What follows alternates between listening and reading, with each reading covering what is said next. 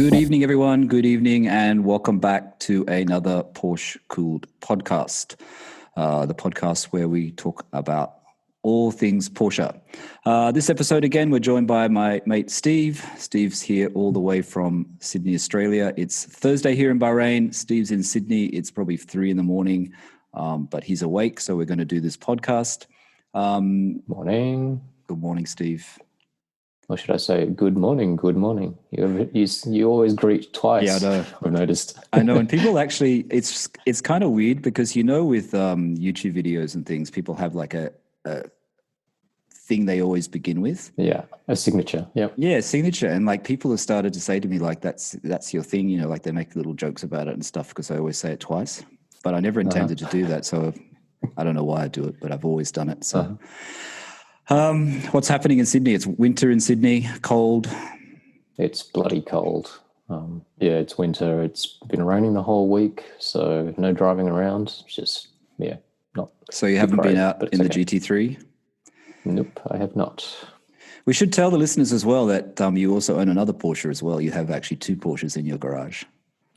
The other one's my wife's. It's a Macan Turbo 2015, and unfortunately it matches the GT3. It's white with black wheels, which was not by choice, but it's like his and hers. Yeah, it looks terrible. It looks so weird. The only reason why I brought that up is because we're going to talk about wheels today. And it's got the wheels that I love. Yeah, and that's the thing. We're talking about wheels today, and Steve and Cindy's Macan has probably the best wheels you'll ever see on a Macan, which are the turbo wheels, right? No, are they called turbo? What are they called? They're called Sports Classics again, just like they are on 911s, I think. Oh, really? Sort of Fuchs inspired wheels, yeah. But they call them Sport Classic, but they don't really look like Sport Classic. Well, it's clearly a take on the old sort of Fuchs things, which I think we'll obviously kind of get into. And they were the wheels that I really, really wanted when we sort of started searching for this kind of used Macan. And miraculously, the car that came up had the wheels that I liked, at least. Yeah, so I thought, Steve and I thought we were a bit we struggle with a topic for this episode this week or scrambling. Today. I think we're scrambling for a topic, only because I've had a bit of a shit week, so I haven't really been in the right frame of mind, so it's my fault. But we're going to talk about wheels because wheels are important, and they're important with a 911 or any Porsche, I guess, or any car, because the wheels actually are one of those things that when you go to look for a car, correct me if I'm wrong, Steve, is one of the things that can actually sell you on a car or not. And you can actually, in some instances, think that maybe I shouldn't buy the car because I don't like the wheels, which is actually a mistake because you can, as I know from my experience and with my 997 that I own, which a lot of, I'm guessing some of the people who listen to this podcast will know about, had 20-inch Tech Art wheels on, which is a very nice wheel, the Formula wheel in, I can't remember the color. I asked them the color and they got back to me, but I can't remember the color. A color which Platinum? They told me the color, but they no longer make the Tech Art 20-inch Formula wheels, and the color was a custom color. And they no longer do the color because the color had some chemical in it that they're not allowed to use anymore. That's what he told me. Holy cow. So there was something lead or something. There was something in the color that he said, we don't do that color anymore because we're, I guess Germany's got a lot of regulations, so they can't use the ingredient to do it. They're really nice wheels. Those Tech nice Art wheels were, when I had my 993, those Tech Art wheels were all the rage. Like everybody was trying to get a set of those. Yes. So I think the guy that had my car beforehand,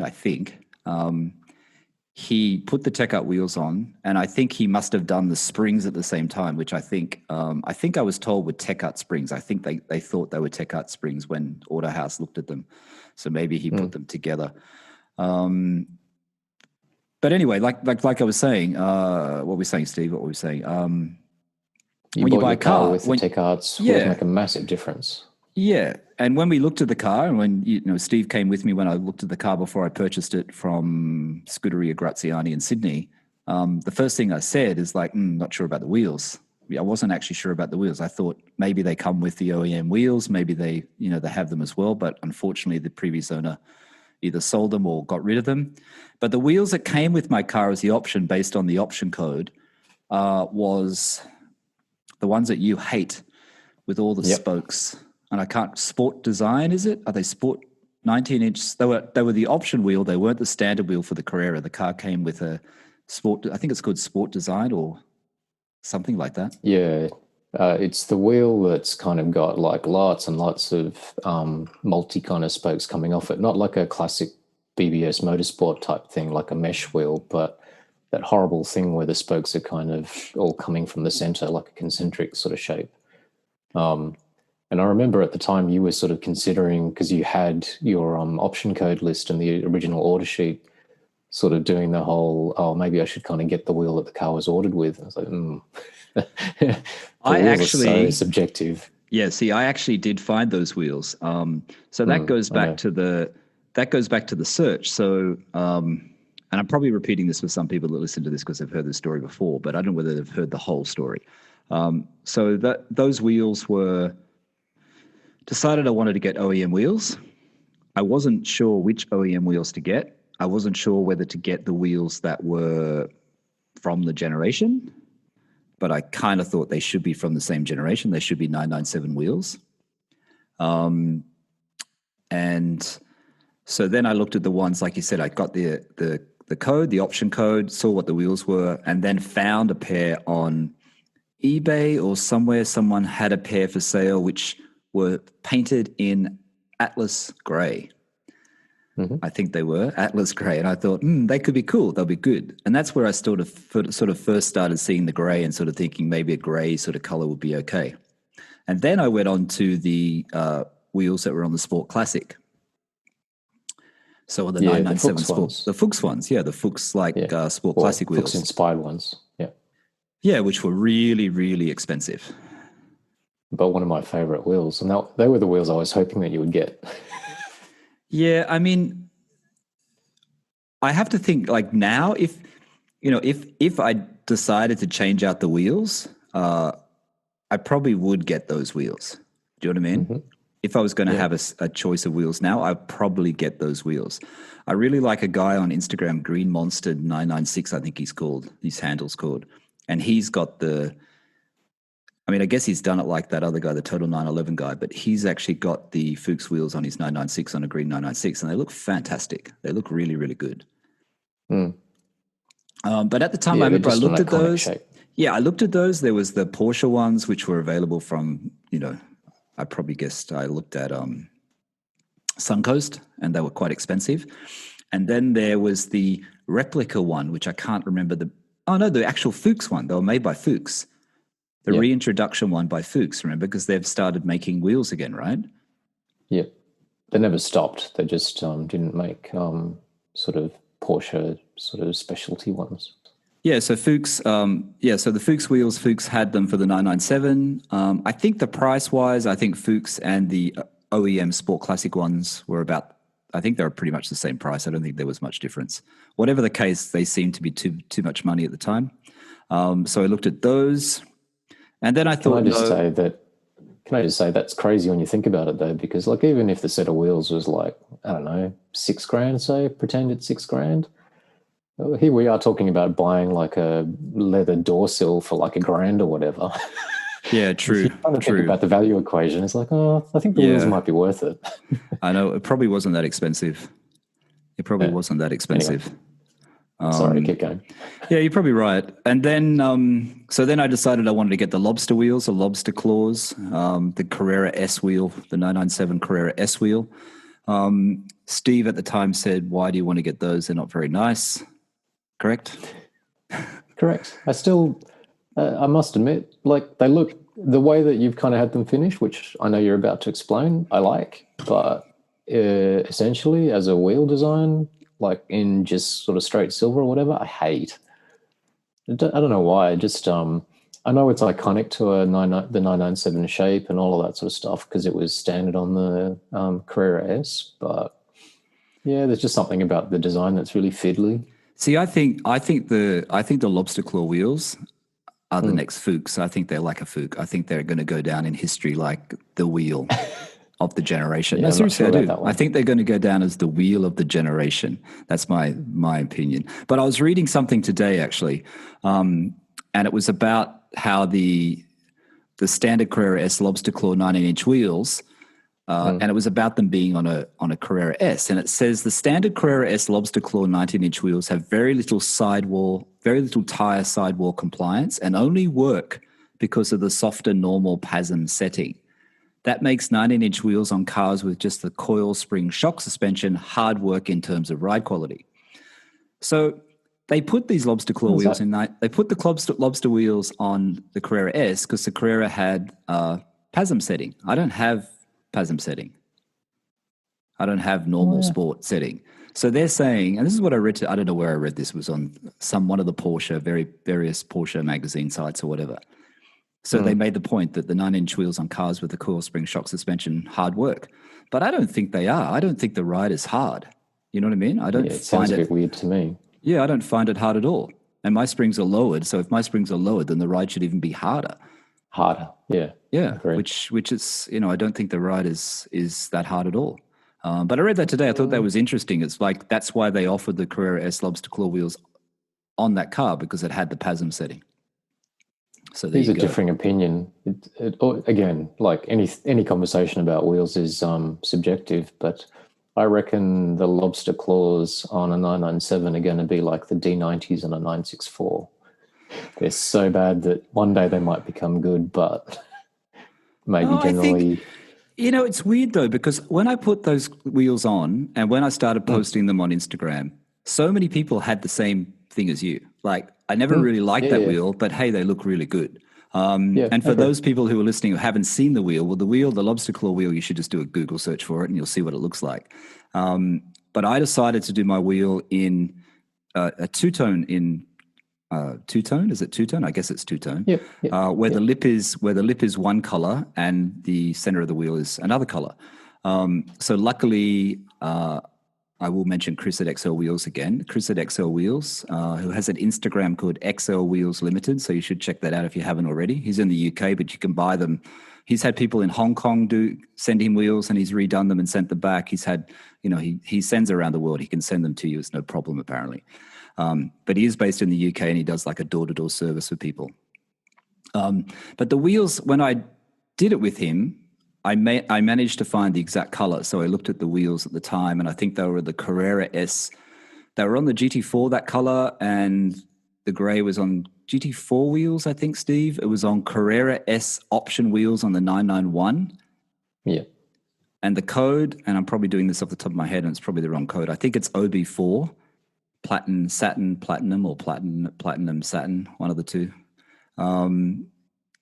And then I said to Chris at XO Wheels, I want to paint them that way. He said he'd done that color before for someone else. He had the code. He knew what it was. And I said, I want to do the lip. So he had a pair of lobster wheels, which I actually bought from him. He had a pair which he sent me images of, which actually didn't need any restoration or refurbishment. They were actually a perfect set of lobster claw wheels. And he sold them to me for a very, very good price. Much cheaper than I thought they would be, actually. And then he did the refinish on them and kept me updated along the way. But basically the wheel was taken completely back. It was, I don't know, whatever they do, dip it in the right material so it doesn't rust or whatever. And it's a whole process. He explained it to me. I don't have it in front of me. I should have it in front of me, but I don't. But basically it was painted the OB4, the gray, which is like this gray color. And then the lip was painted in silver. So it's a 2-color process. And it definitely makes it like I'm obviously a bit not a fan at all of that sort of wheel design, but the way that they're painted and finished look really good on your car. Grey with grey centers with the silver kind of bodywork and everything look awesome. And then you kind of throw the stripe in and it all kind of ties together really nicely. Yeah. And I think the best, and the thing that always annoyed me about the Tech Arts is that it had Porsche center caps. But unfortunately, the Porsche center caps didn't match, so they were silver, and the wheels were like a different type of grey, remember? The Tech Arts, whatever color it was, like a different silver anyway, so it never matched. The benefit of getting a wheel sprayed in a Porsche color or Porsche color is the fact that you can buy the center caps in that color and you don't have to bother spraying them or trying to match them up. They actually just work. So my caps were just put on, and they actually match fine. They match perfectly. Yeah. Cool. Did you have that with your Weiss Gold ones when you did the Weiss Gold? Because Steve had GT3 on his GT3. You did the wheels in Weiss Gold, right? Yeah, I'll talk you through that one quickly. So my car came spec'd with, it's a white body with black wheels and another one of those sort of polarizing things. To be honest, I hate all black wheels. I wasn't sure because I bought my car. I live in Sydney, car was in Melbourne, saw lots of pictures. I was never a fan of black wheels, got the thing and it's like, oh, actually it's not bad. But I think what it is that it's similar to Michael's wheel. It has the sort of black center and the silver rim, and it's a throwback again to kind of the Fuchs design, like the five spoke or the leaf design or whatever they call that. So that's what came on the car. My car, I think, had a little bit of track time, so the wheels were pitted. I rolled around on them for a while, and then I bought a second set of wheels. I went and bought another set of exactly the same style, the standard GT3 997.1 wheels, which I love, like one of my favorite all-time wheels. And then I had them painted in Weiss Gold. I'm sure that's not how you pronounce it in German. Weiss Gold. Weiss Gold. Weiss. Yeah. Like Weissack. Like Weissack. Yeah, there you go. Which is, what was it? It was a GT3 RS. It was on the 0.2, like an option on the 0.2. And it's pretty cool. I quite like it. And they're not on the car at the moment, but I had the Weiss Gold wheels with a matching sort of singerish type stripe down the side. It was a nice alternative to silver. I thought it was pretty cool. But now you've gone back to the black, which the original black ones, right? You had them fixed up, but you've gone back to the black. Yeah, which I also quite like. So I went back to the kind of black wheels. I ripped the stripes, the side decals off the side of the car, and I put, the wheel arch sort of film, the protection. Yeah. So harking back to the kind of 80s turbos with the sort of matte black wheel arch kind of film. So I had put those back on with the black wheels. Which looks good. There's lots of black trim on the GT3 as well. Like I'd sort of switched some of mine out to carbon, so basically the car is basically predominantly white with kind of black accents all over it. I have to say, when you took your stripe off, I was tempted to take my stripe off. I kind of like how it looks. How the side of the car looks higher without the stripe. I don't know. It's the look of the side of the car when you see it. How the stripe. I don't know if the stripe brings the car closer to the ground. Maybe it does bring it closer to the ground, right? With your eye, when you look at it, it sort of makes it look lower, I guess, the stripe. But it's kind of nice when the stripe's not there and you see the full height of the doors and the shape of the doors. I think you can appreciate the shape better on the side without the stripe. That's all. Yeah, that's what I was thinking. Look, going back to the previous conversation, the previous podcast, like stripes, like what, $100 or something like that, and you can apply it yourself. It's one of the things, like I've always applied them myself. Maybe didn't do the best job in the world, but so easy to kind of change it in and out. Like based on the last podcast, on the this podcast I put up on YouTube as well, which I don't know if everyone knows, but it goes up on YouTube. Someone left a comment saying they found the carbon distasteful. All the carbon. I don't know if that person was a purist, but they found it distasteful. It's too much carbon. Something like that. It's not word for word, but that was the basic thought that they were trying to get across. Yeah, similar to Alcantara. People find Alcantara very a lot of people hate too, Alcantara. Nick Murray hates Alcantara. I know that he hates it. Nick Murray, the Porsche man on YouTube, he hates it. But I don't know. People worry that it wears out. I had Alcantara in my Audi A4, remember? And it was actually fun. My driver's seat, I could have shaved it, like people shave when it gets a bit bally, you know what I mean? They shave the little knobs off. But all in all, it didn't go to holes. It didn't wear out. You know what I mean? Like obviously the surface changed, but it was actually fine. Admittedly, my steering wheel, my gear knob is a little bit like, it pills a little bit, but, like after, 6 years, you can just kind of get it refurbished, or you can try all those hacks like getting a lint ball thing and shaving it and stuff like that. We didn't touch on your gear knob, did we, in the last podcast? Oh, no. Shout out to the Carbone guys. Yeah, we might. You want to talk about that now? Are we getting distracted from where we were? We're talking about wheels. Probably getting distracted, but yeah. But I've noticed. I just want to go back. The wood shifter that Steve bought from Carbone. The Carbone. I can't remember his name, but the guy from Carbone actually gave this podcast a shout out on Facebook, which I appreciate. He said he enjoyed it and he gave it a shout out, and that was from another guy on Instagram. Bart. I think it's Bart. No, I don't think that was his name. I can tell you. I'm looking at it now. You keep talking, Steve, I'll look for it. Okay, so I weirdly, as you do, I don't know, I was just surfing the net, came across it. Always loved the wooden gear knob that came standard on the Carrera GT, which was a throwback to the 917, the Le Mans racer, where famously they put supposedly a balsa wood gear knob in that car to reduce weight. So they threw back to that in the Carrera GT. Then I sort of noticed online that there were a few people, Singers do it a lot too. So I think these days everybody derives a lot of sort of style tips from Singer. Kind of found this one on Carbone, looked pretty good. Same conversation, which is take the plunge. If you don't like it, you can always pull it off again. I think they do the best one though. Sorry, I think they do the best one out there because it's a simple process to replace it, right? It comes with the stick and it comes with the knob, right? I think, like, for a 997 at least, the bit that was a little bit hard when you looked at all the other kind of options out there was it's not just the kind of wooden knob, the ball thing on the top, the actual shaft of it sort of needs, in my opinion, needs to look right as well. And the Carbone one is just sort of like nicely... It sort of works quite nicely, whereas some of the other options didn't look so good to my eyes, at least. So I've seen them on simple replace. I've seen them on a few other sites. I'm not going to mention because one person's doing them, and I don't think they're very good. But I don't want to say it in a bad thing about them because they're a nice person. But I've seen one lot that's been done recently, and I think they look too shiny.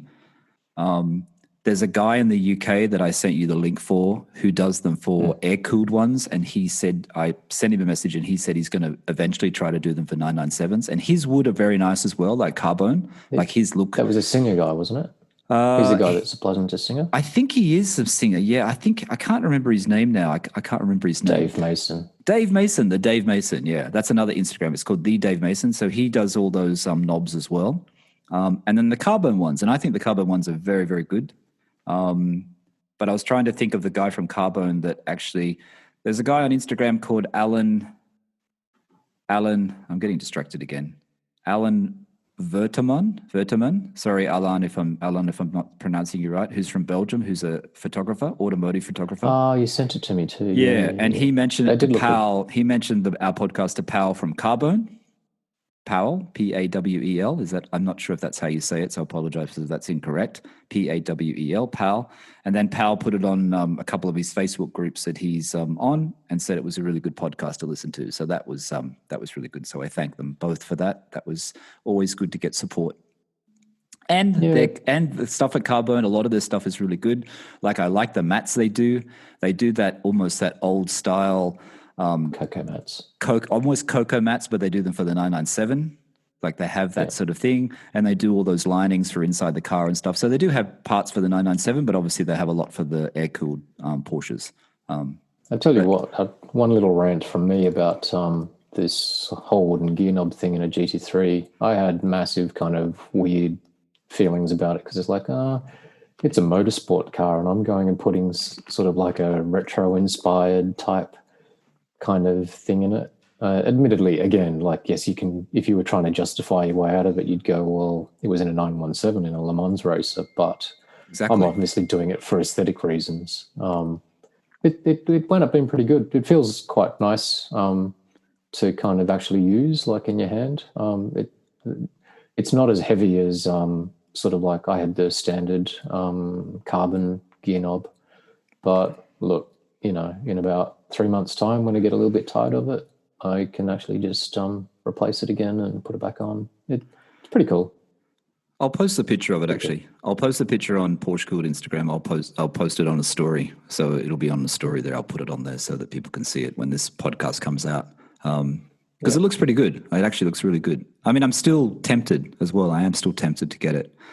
Well, I think it would suit your car better than it actually suits mine, to be perfectly honest. But, hey, I was looking for things to do. Yeah, so that was one thing we didn't mention last week in the interior, which is a pretty big thing to do. And it's not that expensive. What was it, €300 or something? Yeah, I can't remember, something like that. Something like that. But I still think that's the best one. I think Carbone's the best one out there. And then I think At the Dave Mason is very good as well. But like I said, he doesn't do them for water cooled. He only does them for air cooled 911s at the moment. But I guess the thing with wheels, right? And I guess the problem, so what have we talked about? We talked about my wheels, we talked about your wheels. And I guess the problem these days is that, based on from earlier 911s, is that there are so many wheel choices. You know what I mean? There really are a lot of wheel choices. And those wheel choices, because you had the 964 and the 964, I mean, I read a bit today and I was explaining to this earlier, talking to you about this earlier, but the article that I read, originally you had the Fuchs wheels, the 5-leaf design Fuchs wheels. Mm-hmm. And Porsche was the first to offer that on a production road car, an alloy wheel on a production road car. Then they had the cookie cutter ones, which people, from my time on Bring a Trailer, looking at all these old Porsches, people seem to love the cookie cutter wheels. Like whenever a car comes up with cookie cutters, they all go crazy about it. They seem to be more crazy about it. Because it's different. Yeah, it seems like the cookie cutters are almost more popular than the Fuchs. So maybe the lobsters will come back then. Is what I mean. But the Fuchs, I think, but weren't the Fuchs originally only on the 911S? They were like a S wheel, right? They were like the special wheel, because I know that the early 60s, the 912s and the 911s, they had steel wheels, and then the option wheel was the cookie cutter wheel. Not the cookie cutter. The Fuchs wheel was the option. Fuchs, yeah, the Fuchs was the option. But basically, they just had the steel wheels apart from that. And then, so those two wheels, then we went to the 70s and that was through 70s and 80s. And then the 964 came out with that wheel that you hate, the D90. The standard wheels. D90, which is supposed to be one of the lightest wheels that Porsche fitted on cars, at least back in those days as well.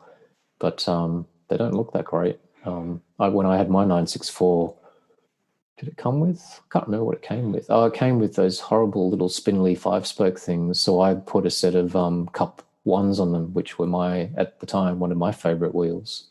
The D90 is the flat face one, right? The D90, for people listening, that's the very flat, sort of cut out holes, but very flat face. And the Cup 1s are the concave 5-spoke things. They put them on that Audi, the first Audi RS4. I remember just really loving the shape and design of that wheel.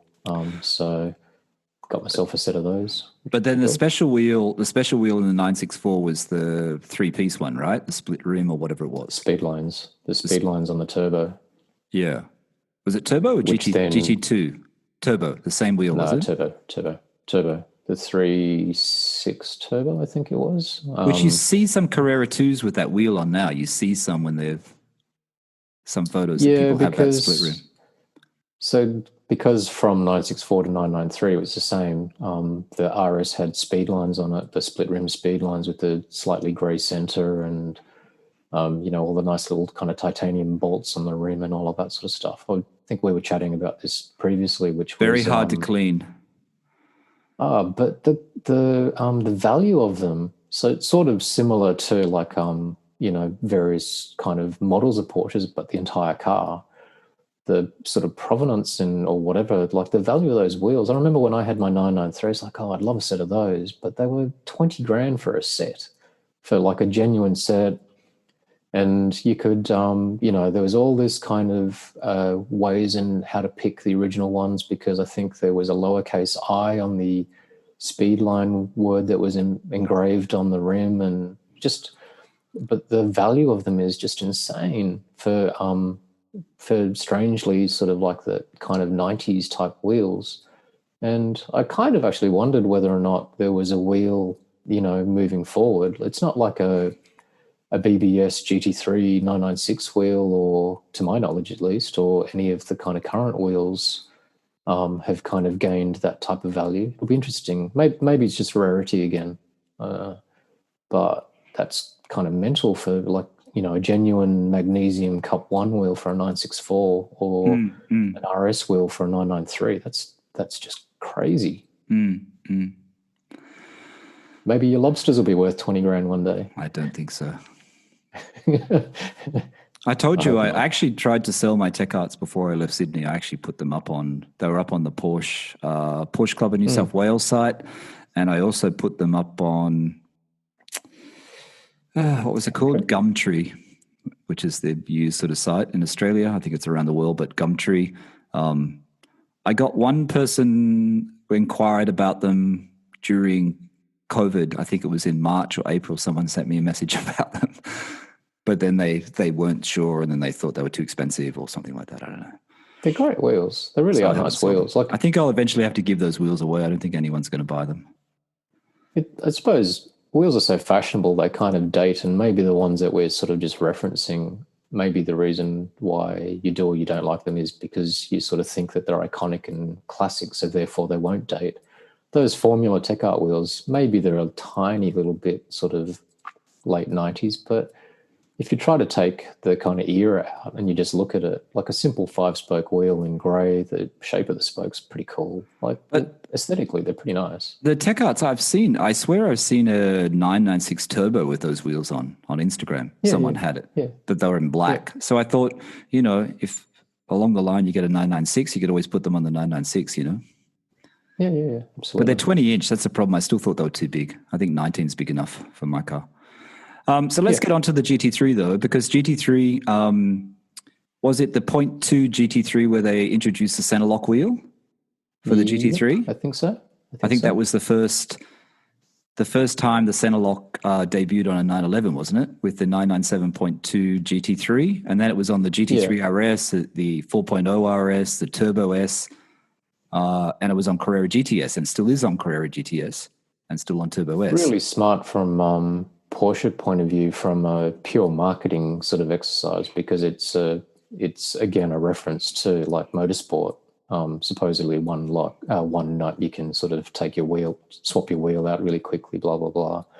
I remember reading again Renless stuff with the guys that did have center locks on 0.2 GT3s complaining about it because it's a bit of a ball ache to kind of actually do the swap, because you need kind of bespoke tools and you have to kind of grease the nut properly when you put it back on and torque it to the right spec. So I think it's a bit polarizing. Seems like everybody's got them these days, but I read those forums about that, about how people didn't like them and how complicated, but it didn't sound like it was that complicated to me. I don't know. It sounded like it was a change, but it didn't sound like it was that much of it didn't sound too difficult. You know what I mean? I thought it was about maybe also because it wasn't the norm. Maybe because, like, if you kind of take it to your local tire place too. I mean, I'm sure it's fairly common now because Porsche isn't the only marque that has a center lock, but maybe when it was a little bit less common, you'd be worrying about people not sort of installing it the right way and scratching the center, the lock nut and all that sort of stuff. I mean, I think it makes sense on the GT3s. I think it makes sense on the GT2s. I think it makes sense on those, but I'm still not sure about it being on a Turbo S. I'm still not sure why you want it on the Carrera GTS. If it's a motorsport thing, I guess they put it on motorsport type Porsches because you might do track days or something like that. But do you really want your Carrera GTS with center locks? I don't know. Do you? And then the whole basis of this conversation, which is a lot of its looks. I mean, I'm assuming that pretty much, my guess is that about 95% of people would buy a wheel based on looks, and then there's probably the other 5% would be the kind of group of guys that actually sort of track their cars and know a little bit more about the engineering side, and then you're buying it on weight because that's what's supposed to be kind of really good about proper BBS and forged wheels is the weight saving, which means that the handling's better because there's less unsprung mass. So are those center lock wheels lighter than your GT3 wheels on the 997.1? So there wasn't a center lock option on the 0.1 that came out on a 0.2, but are they lighter? I think they are, but I'm not sure if that's because they're a center lock or whether it's because of the actual design of it, because the design went to sort of a much thinner spoke, which again seems to be the fashion. You prompted me to have a look at what the wheels look like on 991s and 992s now, and just the pure aesthetic and the fashion of wheels has kind of gone to really sort of thin spoke, very spindly wheels where maybe you're showing off the size of the brake disc and everything. The brake disc, yeah. I'm just wondering. I'm sure it's for lightness as well. Is it more to do with cooling of the brake disc? So see, that's what I was thinking when I see the new Porsche 911s and turbos, and they've got those wheels are so thin and there's like not much, and the brakes are on show and the disc is on show. Is it a cooling thing? You know what I mean? I reckon probably the majority of it would be lightness. So it's a performance thing. But from an aesthetics point of view, it's funny because I just go, looks a little bit sort of more like a Japanese sort of 90s style, like Honda type design. But that's just, again, it's so subjective. I like some of the 992 wheels. I can't remember the names of them. I'm not familiar with the names of them. I mean, the RS Spider one I think is a nice wheel, and that was a wheel I would probably, if I was speccing a 992 911, I would probably pick that RS Spider wheel. But that's a BBS style wheel. That's more like a racing mesh thing, isn't it? Yeah, it is. And that was when I first started looking at the configurator. When I looked at the configurator the other day, a couple of days ago, I don't know if I would pick that wheel now. I think I kind of like some of the ones, and I can't remember the names of them, where they're kind of black on the edge and then silver or something, or silver and black. And I think they're like the ones that are on the Turbo S that I just saw on YouTube on JWW's Turbo S. I think it's like that. I was going to ask you about that actually. Like if Mr. JWW and TGE have basically bought themselves or ordered Turbo S's, like when are you getting yours? Yeah, I know. Good question. Get one, mate. Just get one. The Turbo S, for everyone that knows the Turbo S, I don't know what price it is in the US. In Australia, I checked the price of it because I had to know after watching that video of Mr. JWW on YouTube, who's just bought the Genetian, is it? Gentian Blue. Yeah, and I have to admit, Gentian Blue, I never thought was a great color. And I know that Chris Harris said in one of his drives, on whatever car, he said Gentian Blue is actually the best color. And it is actually a really nice color. I think the color on the Turbo S looks really good because of how it changes. I think it looks like a really nice color. Now I'm getting distracted. Where was I? JWW. Talking about the wheels. The wheels. Yeah, I think it's kind of got that diamond cut finish where the very, very front face is silver, and then they sort of paint the inner part of the spoke and the inner part of the rim black, which is really common on Hyundais and Kias and everything as well. And I'm turning into such an old man, but I'm not really into that sort of look. The thing is with any of these cars, when they come out, you really need to see the wheel in real life, and you need to see the car, don't you? You know what I mean? Mm. I always look forward to being back in London because when I go to London, you see so many of them around Mayfair. I'm sure to see these wheels on so many different cars because there's always so many 911s around that area. So it's always good to see them in real life. I can't really tell by the configurators. But what I was going to talk about before is the price of a Turbo S. Did you know the Turbo S in Australia is it's almost 500,000 Australian dollars. Holy cow. Wow. Yeah, 459 without options, without on-road, I think it was. Now, I don't know what the price is in the US or the UK, but I'm sure it's half of that.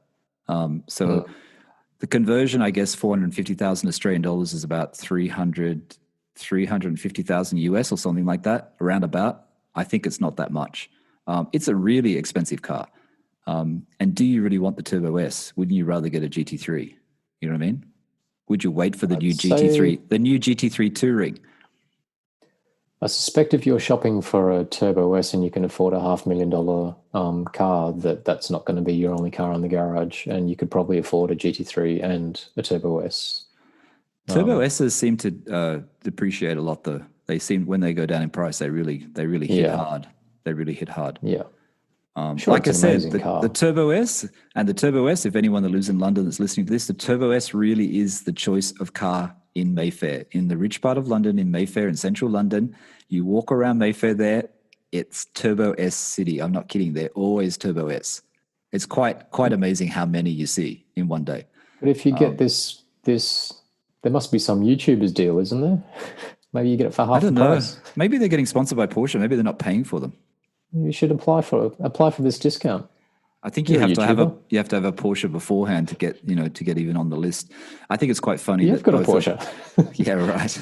Not too old to be like important. You got to have like a Carrera. You got to have like a Carrera GT or something. But if you want to watch you know what? I saw a really good video. It's an old one, and it's Matt Farah again. Not that I plug Matt Farah, but on Smoking Tire, he's with Spike from Spike's Car Radio. Spike Thurston, is it?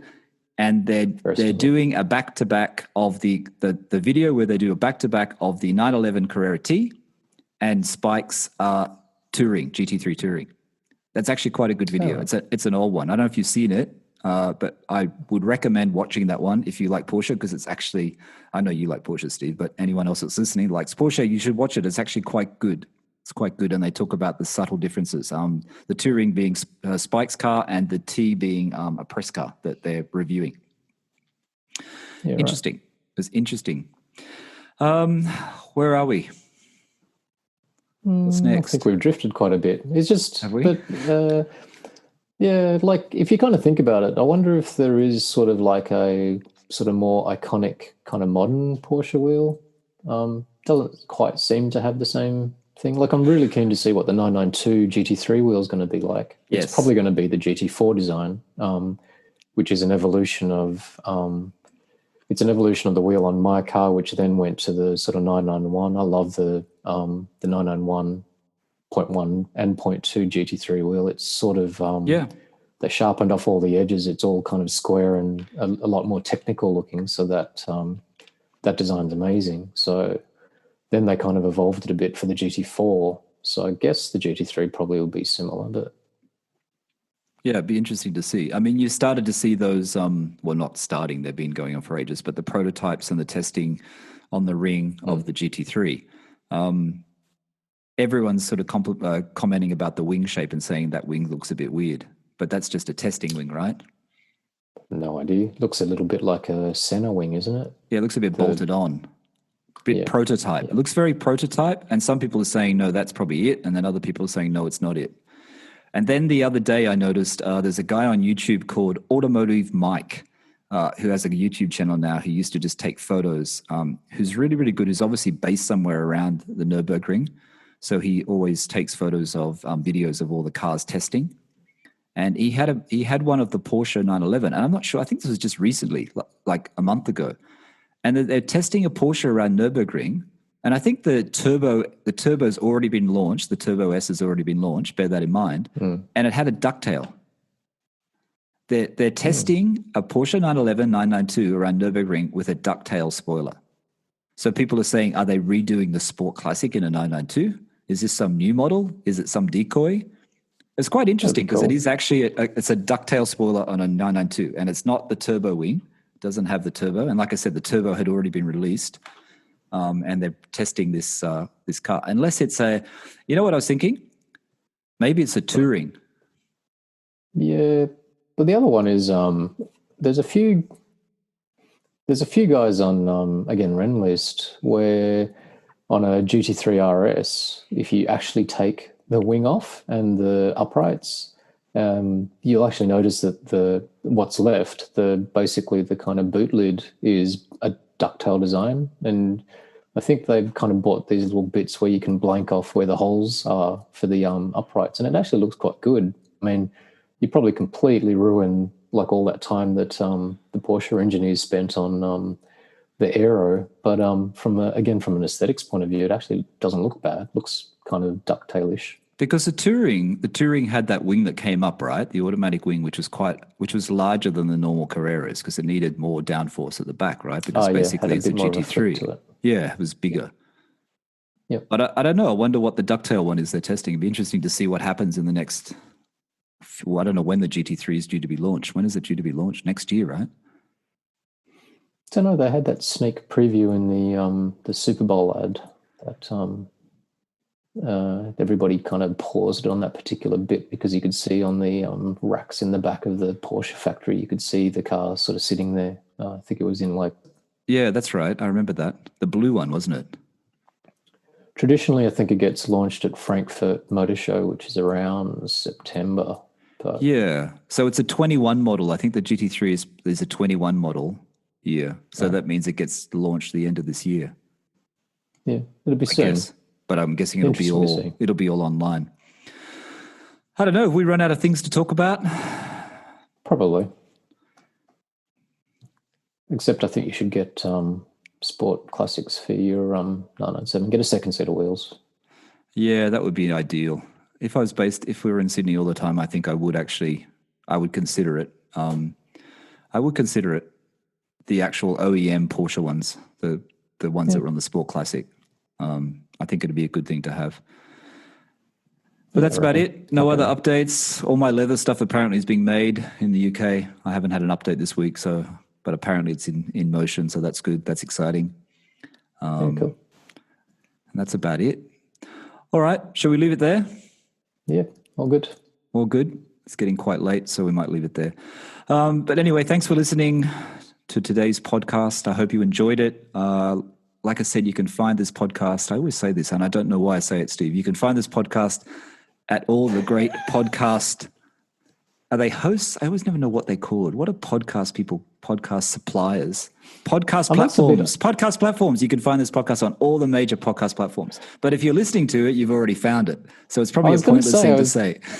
I was wondering why you always signed off with that, because it's like, aren't they kind of already listening to it through one of these platforms? You know why I say it? I say it because when people are on YouTube, someone said to me the other day, I realized I can listen to this on Apple Podcasts. And it's like, so that maybe it does make sense. Okay, yeah. I don't know. Maybe I'll stop signing off with that. We'll have to think of a new sign off. We have a sign on. We'll have to get a different sign off. Anyway, thanks for listening. Just say goodbye twice. It doesn't make sense, though. It sounds weird. Anyway, thanks for listening. Thanks, Steve, again for joining the podcast. Steve's going to be a regular on this podcast. Thanks for having me. Yeah. Bye for now. Cheers.